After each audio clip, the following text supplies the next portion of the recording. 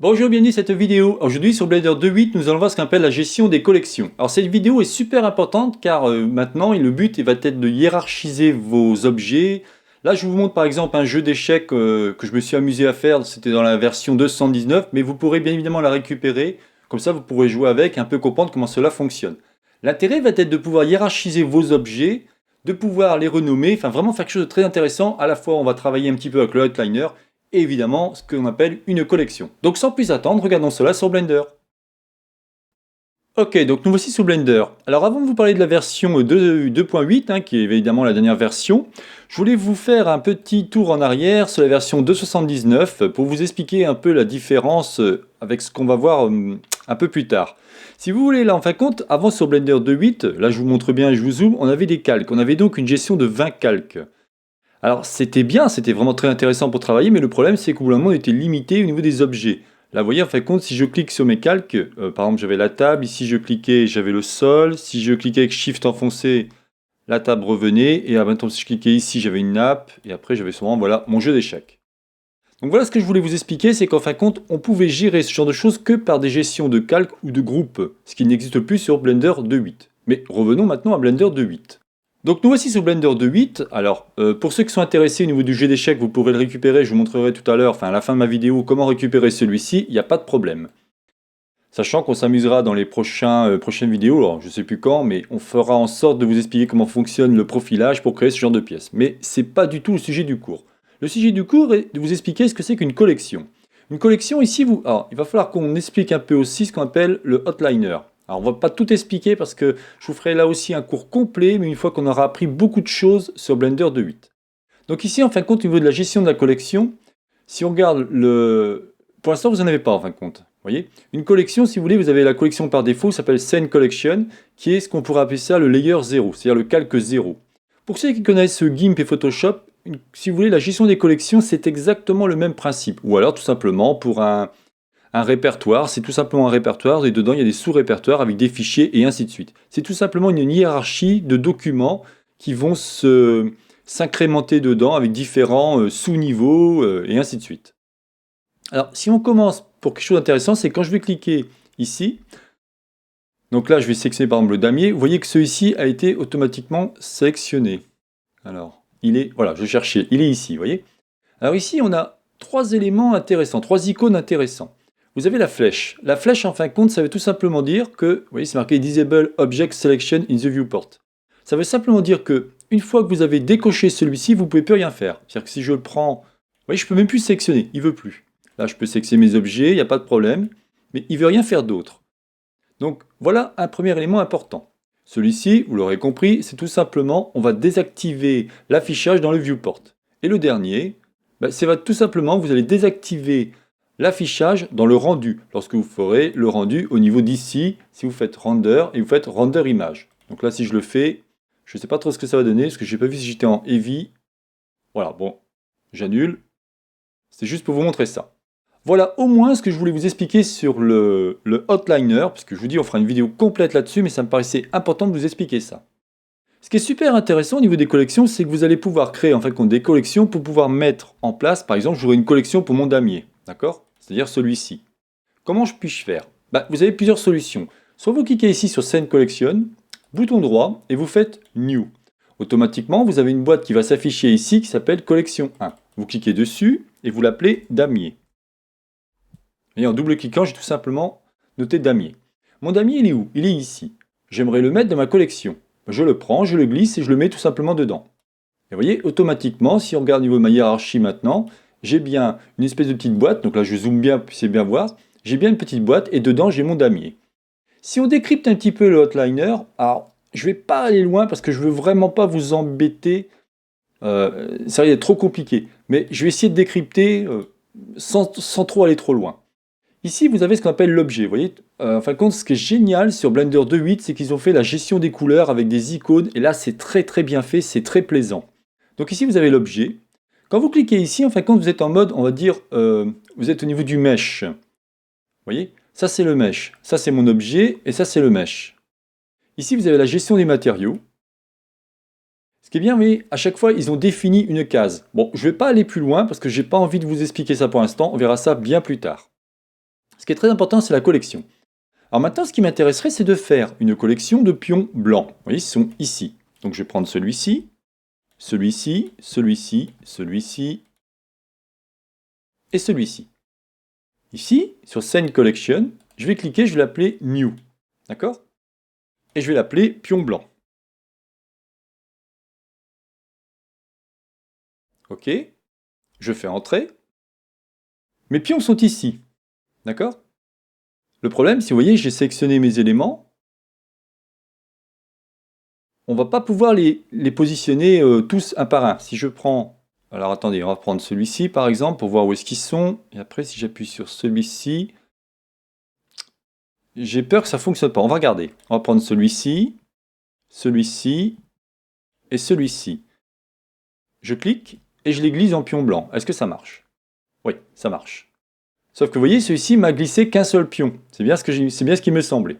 Donc ce qui va m'intéresser, c'est de mettre celui-ci en fin de compte, celui-ci, celui-ci, au niveau de ma collection pion blanc. Ben là, vous appuyez sur la touche M, tout simplement.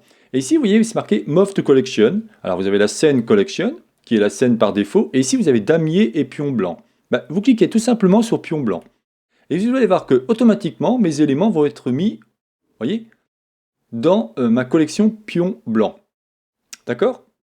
Alors ce qui est super intéressant aussi, c'est que là, vous avez, on ne sait pas trop où on en est là. Imaginons, moi le damier, je voudrais le cacher. Donc là, je clique ici et je vais cliquer sur l'œil. Et automatiquement, ça va m'enlever mon damier. Bon, mon damier, c'est qu'un seul objet. Bon, c'est pas terrible. Mais maintenant, si je clique ici au niveau de mon pion blanc, vous voyez, je vais cliquer ici et je vais cliquer ici. Ben là, en fin de compte, tous mes éléments qui étaient dans la boîte collection pion blanc vont... alors, ils disparaissent pas, hein, ils sont tout simplement cachés. Donc c'est super intéressant parce que maintenant, qu'est-ce qu'on fait? Ben, on peut prendre cela. D'accord? J'appuie sur M et je vais dire pion blanc. Et là, je suis sûr que j'ai bien sélectionné tous mes éléments qui ont été mis dans mes pions blancs. D'accord? On va faire de même. On va maintenant sélectionner cela. Donc je sélectionne mes pions marrons. OK? J'appuie sur M et cette fois-ci, je vais créer une nouvelle collection. Et je vais l'appeler, bien évidemment, pion noir. Alors, je les ai mis en marron, mais on va mettre... Allez, on va mettre noir. Ça fera mieux. Je fais OK. Et vous allez voir que automatiquement, j'ai maintenant une nouvelle collection qui s'est créée qui s'appelle pion noir. Là aussi, je peux, si vous voulez, les désactiver pour être sûr. Et vous allez faire de même, en fin de compte, à chaque fois pour tous vos éléments. C'est vraiment super intéressant. Alors, ce qui est intéressant aussi, c'est que vous pouvez faire des sous-collections. Comme je disais, c'est comme un répertoire. Donc, imaginons que vous êtes... Donc là, je vais faire autre chose. Alors, je vais faire en sorte de tout réafficher. Voilà, parfait. Alors, je vais activer mon curseur. Je vais le mettre à peu près ici. Et je veux, par exemple, mettre un cube. Alors là, évidemment, je vais casser ma scène, mais c'est pas très grave. OK. Je vais me mettre en 1. G, Z pour le déplacer un petit peu. Voilà, parfait. Mon cube est au milieu. Je voudrais que ce cube apparaisse dans la collection pion noir. Donc je sélectionne ici, vous voyez. Je prends mon cube, j'appuie sur M. Mais dedans, je voudrais qu'il me crée une nouvelle collection. Très bien. Je fais New Collection et je l'appelle cube. Tout simplement. Je fais OK. Et regardez ce qui va se passer. En fin de compte, celui-ci m'a créé au niveau de mon pion noir. Ah bah non. Ah non, non, tant pour moi. Celui-ci m'a créé un cube. Alors, bon, ça n'a pas fonctionné ce que je voulais. Donc, ce que vous pouvez faire dans ces cas-là, c'est le prendre et le glisser. Est-ce que ça va marcher, ça? Ah oui, voilà. Alors, vous voyez, ce que je vous disais, c'est que on peut faire des sous-répertoires de répertoires. C'est-à-dire que là, j'ai glissé mon cube dans pion noir. Je pense qu'il aurait fallu que je le fasse autrement. À mon avis, il aurait fallu que je crée ma collection en premier et après, j'aurais pu faire... Parce que si on regarde maintenant, regardez, je vais faire un autre objet. On va faire par exemple un cylindre. Pareil, je me mets en 1. Je vais le diminuer un peu. G, Z. On va le mettre comme ça. Et lui, je voudrais le mettre au même endroit. D'accord? J'appuie sur M. Je pense que maintenant, vous voyez, c'est bien ce qui me semblait. Vous avez pion noir. Vous avez donc la collection pion noir. Et vous avez aussi cube. Si vous mettez ici cube, vous avez maintenant votre élément qui a été mis dans la collection cube qui se trouve dans la collection pion noir. Alors vous voyez, c'est super intéressant, c'est pour ça que je vous ai montré tout à l'heure Blender 219, on était limité à 20 calques. Là, on n'est pas du tout limité à 20 calques, on va être limité à rien en fait, quand on est à l'infini, entre guillemets, et c'est vraiment là que ça va être génial, la gestion de la collection, on va pouvoir vraiment s'éclater à ce niveau-là. Alors ensuite, si on continue un petit peu sur Outliner, vous avez au niveau de votre pavé numérique plus et moins, vous voyez, si j'appuie sur plus, ce qui est vraiment génial, c'est que je vais pouvoir tout simplement décomposer tout. Alors pour ceux qui se posent la question, qu'est-ce que c'est que ce petit symbole? C'est ce qu'on appelle un modifieur. Un modifieur, si vous voulez, ça va être une transformation de votre objet, mais sans que celui-ci soit altéré. C'est-à-dire qu'il va vous transformer votre objet. Je vais vous montrer de ce pas, vous allez vite comprendre. Prenons par exemple le cube. Alors je déroge par rapport à la leçon, mais je voulais au moins vous montrer ça. On prend le cube, on va prendre un modifieur qui Submodifier Surface. Donc je vais ici. Ça, on verra ça ensemble, bien évidemment, plus tard. Et vous cliquez sur Submodifier Surface. En fin de compte, celui-ci m'a transformé mon élément comme on va dire comme une sphère, mais il n'est pas transformé. C'est-à-dire que si ici, je décoche cet élément, vous voyez, c'est toujours un cube. Un modifieur va permettre en fin de compte de modifier votre objet, mais sans que celui-ci soit modifié de façon permanente. Ce qui n'est pas du tout le cas si par exemple je prends ici mon cylindre, je me mets en mode tabulation, je fais un ES et je fais quelque chose comme ça. Alors pardon, je ne suis pas en mode, hop, voilà, je fais un ES par exemple. Et vous voyez, ça c'est définitif. Sauf si évidemment vous revenez, comme je disais à une leçon précédente, dans ici Edit, et vous faites un Endo. D'accord? Voilà ce que je voulais vous montrer. Donc si on fait moins, par contre, vous faites en sorte de remonter toute votre hiérarchie, c'est-à-dire vous faites en sorte de refermer tous vos différents répertoires et dossiers. Donc ça peut être aussi intéressant. Il existe aussi autre chose, mais là je ne vous en parlerai pas, ou je vous en parle juste de manière théorique. En fin de compte, vous pouvez avoir un objet dans différents calques, le même objet dans plusieurs calques. Celui-ci, vous le trouverez, par exemple, si je prends, alors, on va prendre par exemple la dame noire, vous trouverez ici dans Objet, et ici vous avez ce qu'on appelle les collections. Et là, vous allez pouvoir ajouter, alors là pour l'instant il n'a aucune collection, puisqu'il n'est même pas dans il est, si vous voulez, dans la collection par défaut. Et vous pouvez ajouter ici une collection en disant, par exemple, je veux qu'il soit dans le cube. Et automatiquement, cet élément pourra être dans plusieurs collections. Je ne vous en dirai pas plus, parce que là, je ne voudrais pas vous embrouiller à ce niveau-là, je voulais au moins vous expliquer ce qu'était une collection, ça me paraissait vraiment super important et surtout super intéressant. Donc là, je supprime ça, je supprime ça. Donc comprenez bien que une collection, c'est tout simplement un regroupement d'objets dans une boîte, on va dire, tout simplement une boîte, et vous mettez vos jouets dedans, et en fin de compte, vous allez pouvoir tout simplement afficher vos éléments. Vous voyez, comme je disais, si je veux mes pions noirs disparaissent, pas de problème, mes pions blancs disparaissent, pas de problème, et si je veux mon damier disparaisse, pas de problème. Donc vous allez pouvoir en fin de compte hiérarchiser tous vos éléments, parce que là pour l'instant ma scène elle est très simpliste, mais quand vous avez une scène un peu plus complexe, c'est différent.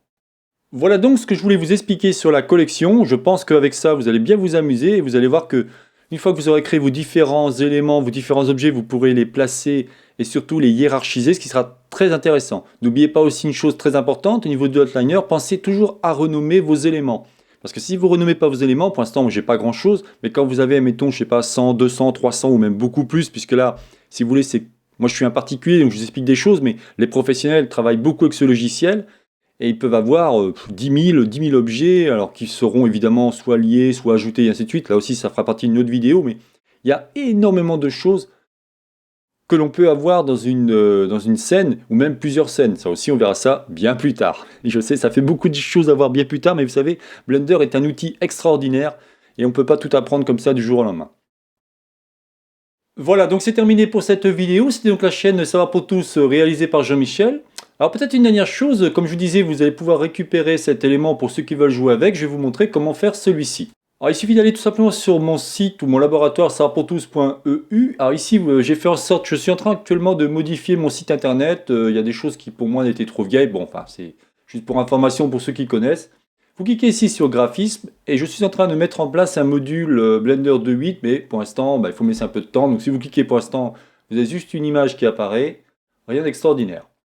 En fin de compte, il faut cliquer ici, apprenons Blender, au niveau de la version 279. Et ici, vous allez retrouver, si vous cliquez ici sur l'onglet, alors pour ceux qui sont intéressés, si je fais un petit peu de publicité par rapport à ce site internet ou Blender 219, vous retrouvez quand même pas mal de choses intéressantes, en l'occurrence des livres. Vous voyez, pas mal de livres intéressants qui m'ont permis d'apprendre beaucoup de choses sur Blender. Et je sais que je ne connais pas encore grand chose, mais vous apprenez déjà pas mal de trucs intéressants.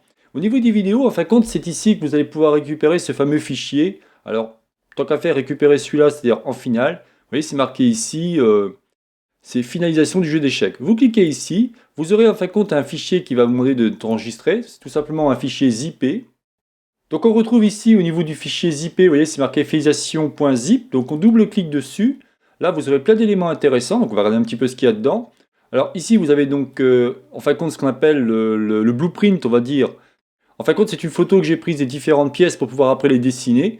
Ça fera partie d'une vidéo, et oui je sais, encore une, ça fera partie d'une vidéo pour utiliser l'outil Profile, vous verrez, enfin c'est ce qu'on appelle l'outil... alors attendez, si je clique ici... ça sera l'outil Spin, voilà, je me rappelais plus ce qu'il a... Ça sera l'outil Spin, et vous verrez que celui-ci, en fin de compte, il a différentes fonctions. La Spin Duplicate ou Spin est très intéressant, on pourra faire des choses très sympas avec. Donc pour revenir à ce que je vous disais, dedans vous trouverez cavalier échec, vous trouverez la dame, vous trouverez bien évidemment le jeu, enfin le fichier blend qui est ici. Vous aurez le fou au niveau d'échec, ici pareil pour le pion, si je regarde au niveau du roi pareil, et la tour. Et je vous avais fait un petit rendu sur Blender 219 qui vous montrait un peu ce qu'on pouvait faire avec la version 219 sur le moteur de rendu Cycles. Sachant que comme là je l'ai fait sur Cycle, il n'y a aucun souci pour ouvrir celui-ci. Je vais vous montrer de ce pas. Si ici vous cliquez sur File, Open, alors moi je vais faire en sorte de l'ouvrir, donc j'ai déjà évidemment mon fichier qui est ici, je clique sur finalisation 00.blend, et vous allez voir qu'en fin de compte on retrouve le jeu d'échecs. Alors attention, parce que si vous passez en mode texturing, vous aurez sûrement voilà, du rose ici, parce qu'en fin de compte ma texture ayant été faite sur un... Je ne sais pas encore de moteur de rendu je suis là, je suis en Cycle. Oui, ma texture si vous voulez n'a pas été compactée dans le fichier. On peut soit, on va dire, récupérer une texture dans un répertoire ailleurs, ou alors l'insérer ou le compacter dans le fichier blend. Là, c'est pas le cas, donc c'est pour ça que vous avez du rose. Donc, restez simplement en mode solide, au moins vous pourrez récupérer ça. Pour la prochaine vidéo, nous verrons, en fin de compte, on fera un petit tour sur la gestion des matériaux, en l'occurrence, comment commencer à mettre de la couleur au niveau de vos différents objets, ou tout simplement de votre scène. Je vous souhaite donc une bonne journée, et à la prochaine vidéo. Bye bye.